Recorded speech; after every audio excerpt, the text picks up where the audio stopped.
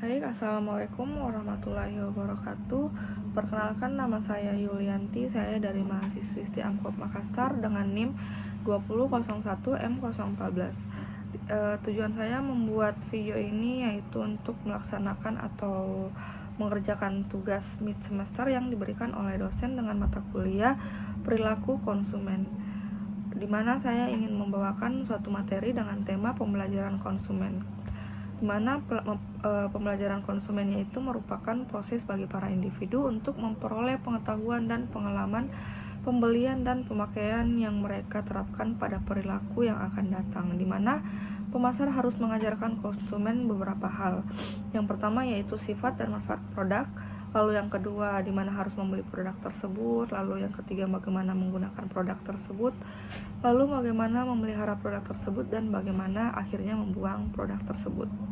Unsur-unsur yang tercakup dalam pembelajaran yang pertama ada motivasi, di mana yaitu dorongan yang berdasarkan atas kebutuhan dan tujuan sasaran, merupakan pemasu pembelajaran. Lalu ada isyarat, yaitu merupakan stimuli yang memberikan arah bagi motif, berfungsi mengarahkan dorongan konsumen.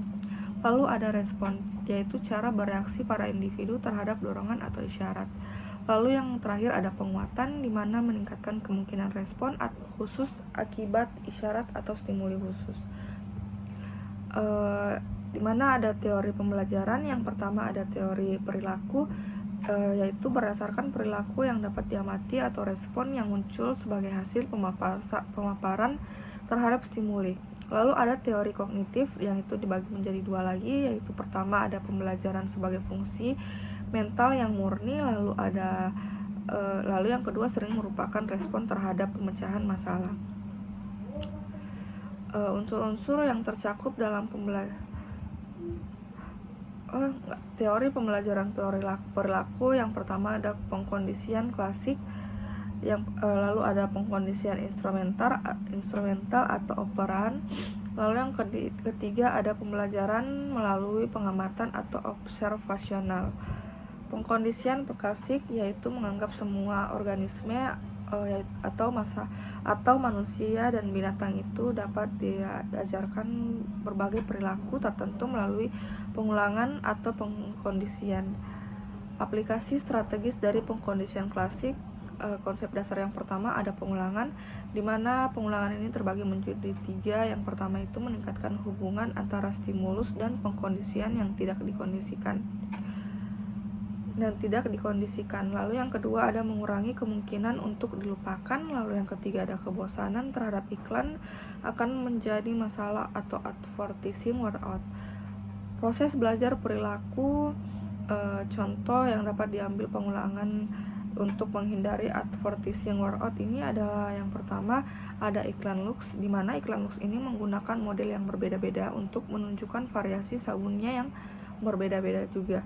Contohnya seperti untuk variasi atau pilihan sabun dengan warna gold menggunakan model A, lalu untuk variasi warna biru menggunakan model B, dan sebagainya dan seterusnya. Lalu ada sampurna hijau, yang dimana iklannya menggunakan plot cerita yang berbeda untuk menarik minat dan perhatian konsumen. Atau bisa juga menggunakan konsep teori, di mana ini merupakan teori pengulangan 3 kali.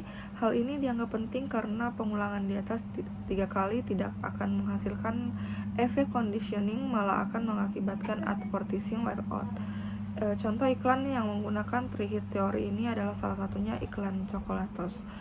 Lalu yang kedua ada aplikasi strategis dari pengkondisian klasik dengan konsep dasar regeneralisasi stimulus, di mana dibagi menjadi 3. Yang pertama ada melakukan reaksi yang sama terhadap stimuli yang agak berbeda. Lalu yang kedua ada membantu produk MeToo untuk sukses di pasaran. Lalu yang ketiga yaitu berguna ketika akan melakukan perluasan produk. Aplikasi klasik conditioning contohnya yaitu sabun Biore, di mana sabun Biore ini menggunakan atau terdapat berbagai jenis. Yang pertama yaitu ada sabun mandi Biore, lalu yang kedua ada sabun muka Biore, di mana sabun muka Biore ini terbagi juga menjadi dua, yaitu sabun muka Biore untuk perempuan dan laki-laki, dan memiliki berbagai macam varian. Lalu ada aplikasi conditioning family branding, di mana contoh dari family branding atau contoh dari aplikasi klasik conditioning family branding itu yaitu merek ABC, yaitu pertama kali hanya ada batu baterai saja, namun kemudian diperluas menjadi berbagai macam produk seperti kecap, sirup, sambal, mie, dan sebagainya. Lalu ada proses belajar perilaku MeToo produk, di mana MeToo produk ini adalah suatu konsep yang membuat kemasan mirip dengan kemasan produk pesaing. Yang biasa melakukan ini adalah follower yang berusaha membuat kemiripan dengan produk pemimpin pasar, para pesaing yang merupakan atau menciptakan produk MeToo produk. Produk MeToo produk ini bertujuan untuk menyampaikan pesan bahwa produknya memiliki citra yang baik seperti layaknya produk dengan merek yang sudah ternama. Itu produk kadang disebut juga look-alike packaging.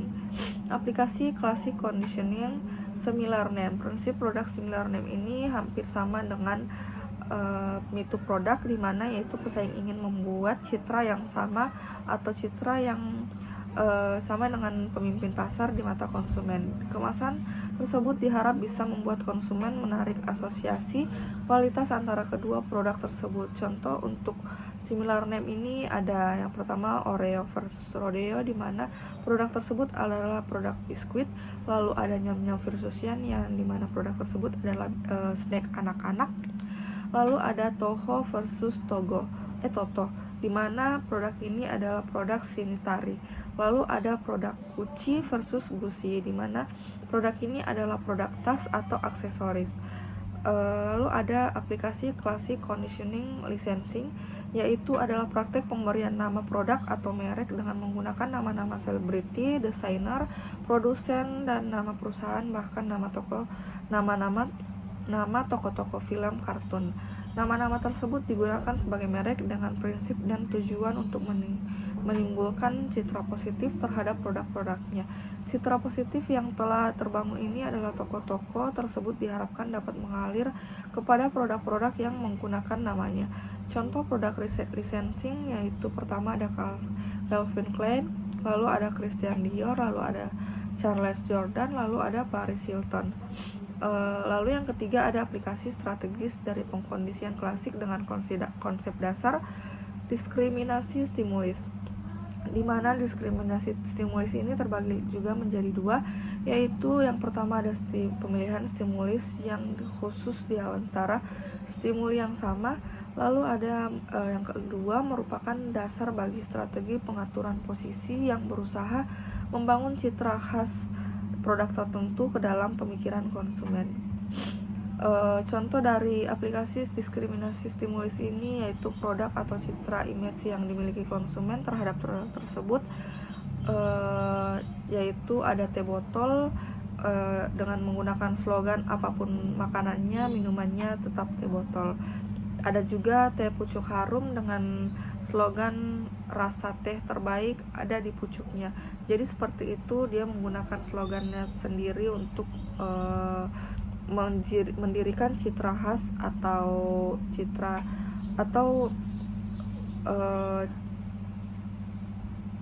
atau branding terhadap produknya.